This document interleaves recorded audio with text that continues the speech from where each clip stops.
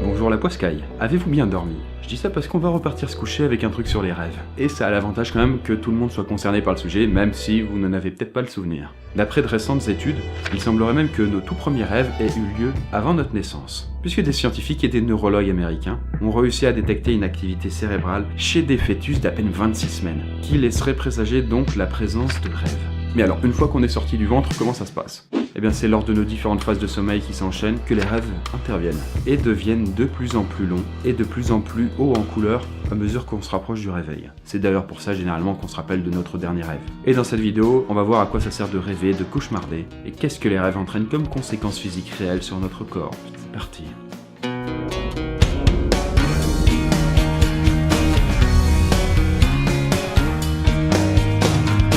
C'est quand même dingue de dire qu'on en fait chaque nuit, mais qu'en réalité peu d'entre nous se sont interrogés sur le but réel des rêves. Et malgré ce qu'on peut penser, c'est pas parce que vous ne souvenez pas de vos rêves au réveil que vous n'en avez pas fait. C'est juste que vous avez appris à les oublier plus facilement.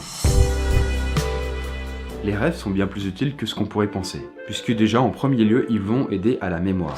Donc même la nuit, lorsque nous sommes au repos, notre corps continue à travailler. Et c'est pour ça d'ailleurs que les bébés dorment beaucoup. Parce que d'un autre côté, ils apprennent énormément quand ils sont éveillés. Que ce soit notre langage, apprendre à parler, les codes de notre société, la gestuelle, comment manipuler les objets. Donc ils ont besoin de temps pour assimiler tout ça. Comme après un bon gros repas et que vous mettez à le digérer. Il faut du temps pour que votre estomac assimile les nutriments. Avec la mémoire et les rêves, ce serait pareil. Et donc plus particulièrement là-dedans, ce serait la phase de sommeil paradoxal, la plus profonde d'entre toutes. Et on l'a dit paradoxal puisque à ce moment-là, l'activité dans notre cerveau est aussi intense que lorsque nous sommes éveillés. Donc ce serait apparemment là où nous ferions nos rêves. Et pour vous montrer justement que ce serait apparemment cette petite période paradoxale qui serait la plus importante de tout notre sommeil, une étude a été réalisée sur des rats. Bon, parce que ce sont des mammifères qui sont physiologiquement, j'entends, assez proches de l'homme. Et lors de cette étude, les scientifiques ont cherché à comprendre l'importance des rêves sur la mémoire. Et ils ont fait deux groupes de rats. L'un qu'on autorisait à bien dormir, et le deuxième groupe qu'on privait systématiquement de leur sommeil paradoxal, mais qui pouvaient quand même dormir le reste de leur phase. Et chaque jour, on les remettait dans le même labyrinthe et on calculait le temps qu'ils mettaient pour en sortir. Et les résultats ont montré que les rats qui pouvaient dormir tranquillement semblent avoir assimilé beaucoup plus profondément durant leur phase donc de sommeil le chemin du labyrinthe. Ils s'en souvenaient facilement. Tandis que les rats privés de leur sommeil paradoxal, donc apparemment de leurs rêves, ne parvenaient quant à eux pas du tout à s'orienter. Donc on peut dire qu'ils n'arrivaient pas à consolider leurs souvenirs. Par déduction, les scientifiques pensent que ce serait un peu le même principe chez l'homme. Plus on nous priverait de nos rêves, moins on aurait une bonne mémoire. Mais bon, comme c'est difficile de se priver de sommeil paradoxal, de manière générale, en fait, moins on dort, moins on retiendrait l'information. Puisque moins de sommeil voudrait dire aussi moins de rêves en principe. Après, bien sûr, ce ne sont que des déductions, hein. On n'est pas non plus des rats. Pour ce deuxième truc, je vais vous poser une question. Vos rêves, vous les voyez en couleur ou pas? Eh bien, aussi surprenant que ça puisse vous paraître, certaines personnes rêvent en noir et blanc. Ouais, voilà, comme dans les vieux films. Et apparemment, selon des études qui ont été menées sur le sujet, à peu près 12% de la population rêverait en noir et blanc. Et ce pourcentage serait d'autant plus important à mesure qu'on remonte dans le temps. En effet, il est estimé que le nombre de personnes rêvant de manière monochrome, lors de la première moitié du XXe siècle, représente plus de la majorité de la population. Et si de plus en plus de personnes font des rêves en couleur, ce serait apparemment dû à l'invention de la télévision. Couleur, bien sûr. Et une scientifique de l'université de Dundee a remarqué que les générations ayant connu la télévision en noir et blanc ont plus tendance à faire des rêves en nuances de blanc et de noir que donc les dernières générations qui ont connu la télévision, internet, tout ça. La technologie aurait donc un impact insoupçonné sur nos rêves.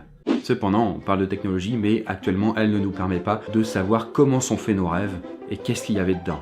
On est obligé pour ça de demander au sujet « Bonjour, alors, dites-moi vos rêves, ils se sont passés comment ?» Voilà, c'est un peu l'idée. Mais en même temps, qu'est-ce qui est plus incertain que la mémoire humaine? Sachant le nombre de personnes qui disent « Moi j'ai pas rêvé, moi je rêve pas », alors qu'en réalité ils rêvent mais ils s'en souviennent pas. Pour preuve, lors d'une autre expérience, on a demandé à des personnes de décrire des images identiques. D'abord, elles étaient colorées, et puis ensuite, toujours les mêmes, étaient en noir et blanc. Et donc les personnes devaient décrire chacune de ces deux images en leur mettant des adjectifs, du style paysage, reposant, machin chose, mais sans se référer à une couleur. Les sujets devaient ensuite réécouter leur description, et puis dire si c'était l'image en couleur ou si c'était l'image en noir et blanc. Et ils n'ont pas été fichus de le faire. Plus exactement, ça leur arrivait plus souvent de se tromper que d'avoir vrai. Et au final, ils disaient, bon bah cette image en noir et blanc, en fait elle était en couleur, et celle en couleur, elle était en noir et blanc. Alors que c'était l'inverse, quoi. Nous aurions donc tendance à colorer nos souvenirs pour faciliter leur mémorisation.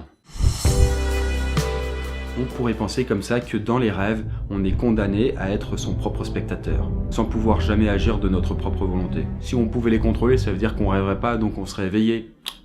Sauf que non. Il existe un certain type de rêve qu'on appelle lucide, dans lesquels vous pouvez prendre conscience que vous êtes en train de rêver, donc que vous vous éveillez dans votre rêve et que vous pouvez alors en prendre le total contrôle.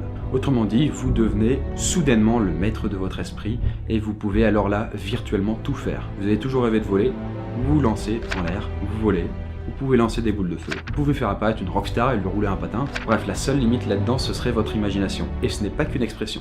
Mais les techniques pour y parvenir sont aussi nombreuses qu'approximatives. Certains vous diront par exemple de mémoriser un objet, comme par exemple une bague ou une toupie si vous voulez vous la jouer Inception, ils ont rien inventé. Et comme ça, lorsque vous le recroisez en rêve, vous vous dites « je suis en train de rêver alors, oh putain merde je rêve ». Et apparemment en rêve, il est impossible de lire 2 fois la même chose. Par exemple, si vous avez ce bouquin en rêve, de ce cher y penser donc, et que vous lisez, prenez le temps d'y penser, que vous regardez ailleurs et que vous revoyez le texte, vous allez lire un truc totalement différent, du style « mangez bien et pensez à mâcher ». Ça n'a rien à voir quoi. Sinon, un autre truc que j'ai essayé moi-même pendant un temps, c'est de regarder 10, 15, 20, 30, 40 fois par jour un élément de votre corps, par exemple votre main, de vous concentrer sur votre main et de vous poser la question « est-ce que je suis en train de rêver ?» En rêve, à un moment, vous allez avoir ce réflexe de regarder votre main et de vous poser la question « est-ce que je suis en train de rêver ?» Et là, il va avoir un bug dans votre esprit, il va dire « oh putain oui ». Parce que justement, votre main sera bizarre, elle aura peut-être une couleur, une texture, une forme différente de celle de votre vie consciente. Et à partir de là, ça m'est déjà arrivé et c'est fantastique. De toute façon, à la fin de vidéo, je vous ai recommandé une chaîne qui vous dit comment on pourrait arriver à ça. Et même si vous avez la flemme d'apprendre, vous pouvez aller voir ce psychologue du sommeil, le docteur Ursula Voss, qui a réalisé des études sur des cobayes humains. Et lors de leur sommeil paradoxal, donc de rêve, il leur a envoyé une petite décharge électrique dans le cerveau. Bon, la décharge était faible, je vous rassure. Et plus précisément dans la zone frontale et temporale. Bon, ce sont des régions localisées sur notre cerveau. Et ce qui est étrange là-dedans, c'est que à leur réveil, on a demandé à ces personnes comment avaient-ils rêvé. Et la plupart d'entre eux ont affirmé que c'est comme s'ils s'étaient vus à la 3e personne, qui leur a semblé bizarre et en même temps pris conscience du fait qu'ils étaient en train de rêver. Comme dans un TPS ou un jeu d'aventure. Intéressant. Et pour ce 4e truc, on va voir que parfois, rêve et réalité se confondent.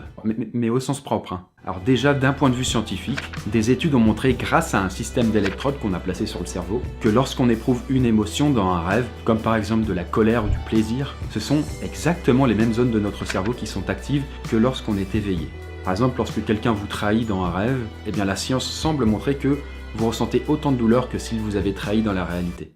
D'ailleurs, vous n'êtes jamais réveillé sur rêve contre un ami parce qu'il vous aurait par exemple poussé par la fenêtre. Et donc, quand vous vous réveillez, putain, vous avez une dent contre lui. Et même si c'était un rêve, c'est quand même dur à digérer. Il n'avait pas à vous pousser par la fenêtre en même temps. C'est d'ailleurs pour ça que parfois, il y a des réactions physiologiques. Si dans votre rêve, vous êtes en train de vous battre avec des monstres ou des méchants, bon voilà, eh bien votre corps aura peut-être tendance à serrer les poings, voire même commencer à bastonner dans le vide. Bon voilà, moi par exemple, je parle quand je suis en train de dormir. Apparemment, c'est pas toujours joli quoi. Mais ce n'est pas tout, puisque les rêves peuvent provoquer aussi des choses beaucoup plus hardcore. Il existe des choses assez rares qu'on appelle des hallucinations hypnagogiques. Ce sont des visions irréelles qui arrivent juste au moment où on va sombrer dans le sommeil, mais pas encore complètement. En gros, si vous vous trouvez dans cet état, vous avez un pied dans le rêve et un autre un peu dans la réalité. Et c'est alors que peuvent se produire des phénomènes très étranges, comme voir quelqu'un devant vous, dans la réalité, alors qu'en réalité il n'y a personne. Bien que ces choses se passent dans votre tête, vous ne pouvez vous empêcher de penser qu'ils sont réels. Tout le principe d'une hallucination quoi. Sauf que là, vous avez du mal à discerner le vrai du faux. C'est par exemple le cas récemment d'une amie qui a senti réellement quelqu'un qui lui tirait les bras en arrière. Je vous raconte pas le stress au moment où elle s'est réveillée. Pour de bon, cette fois. Et pour finir, nous allons parler un petit peu de l'interprétation des rêves. Puisque de nombreux psychanalystes, mais pas que bien sûr, pensent que nos rêves ont une véritable signification. Et que ce sont pas juste des délires de notre cerveau comme ça qui balancent à droite à gauche. Ce serait en réalité notre inconscient, la partie immergée de nous-mêmes qui s'exprimerait à travers ça. Et à nous ensuite d'essayer de comprendre ce qu'elle raconte ou pas quoi. Alors par exemple, un rêve assez commun on va dire, si vous rêvez de votre mort, alors déjà rassurez-vous, ça veut pas dire que vous allez mourir, mais plutôt ça voudrait dire que vous recherchez un nouveau départ dans votre vie. Donc comme un nouveau commencement. La mort est le début d'une autre chose. Alors si ça vous intéresse, je vous ai mis en description un dictionnaire pour l'interprétation de vos rêves. Bon, alors petite précision, évidemment, il y a le mot interprétation dedans, donc c'est assez subjectif, ça n'a pas été validé scientifiquement. Par exemple, si vous mourrez dans votre rêve, ça ne veut pas systématiquement dire que c'est un nouveau départ, donc faut pas forcément prendre tout au pied de la lettre. Et parmi les tout premiers qui ont voulu comprendre les rêves, j'ai nommé le fondateur de la psychanalyse, le plus connu et décrié d'entre tous, Sigmund Freud. Il a écrit toutes ces hypothèses dans un livre qu'il publie à la toute fin du 19e siècle, sous le titre « Die Traumdeutung. Voilà, c'est de l'allemand. Et il est traduit pour la toute première fois en français en 1926 sous le titre de La science des rêves. Il y a une réédition qui le nomme plutôt l'interprétation des rêves, puisque quand on lit le bouquin, on se rend vite compte que ça n'a pas grand chose de scientifique, hein. C'est surtout une interprétation de Freud lui-même, de rêves qu'il a lui-même vécu ou de ceux de ses patients. Et selon Freud, les rêves seraient juste le désir inconscient du sujet, donc vous qui s'exprimerait. Selon Freud, absolument tous vos rêves seraient liés à votre désir. Et est-ce que vous auriez refoulé derrière? Parce que oui, bon, la majeure partie de la théorie de Freud repose sur le cul. Donc voilà, c'est toujours intéressant à savoir. Bien que l'interprétation des rêves remonte à bien avant lui. Le peuple celtique, ou même dans la Grèce antique, s'intéressait aussi à comprendre ce que voulaient dire nos rêves. Mais c'est loin, c'est loin. Et voilà la poiscaille. Alors, est-ce que ça vous a un peu éveillé? Éveillé, dormir, rêve? Si ce genre de vidéo dans le genre rêve, un peu psycho vous intéresse, dites-le moi, je pourrais approfondir, on pourrait parler d'autres choses. C'est quelque chose qui de base me passionne aussi, donc bon, autant faire une pierre deux coups. Et cette semaine donc, je vous en ai un petit peu parlé, je vous présente la chaîne du top 5, et même si ce n'est pas vraiment une petite chaîne, puisqu'il a déjà pas mal d'abonnés, mais ce qui va nous intéresser là-dedans, c'est que il a fait une série de vidéos tout à fait excellentes, où il parle justement des rêves, et notamment plusieurs d'entre elles sur qu'est-ce que le rêve lucide, comment en avoir, comment ça marche, etc. Et étant lui-même un rêveur lucide plutôt aguerri. Le lien est en description, n'hésitez pas à y faire un tour. Quant à moi, je vous remercie d'avoir vu cette vidéo jusqu'au bout, et je vous souhaite une bonne nuit. Ou une bonne journée bien sûr.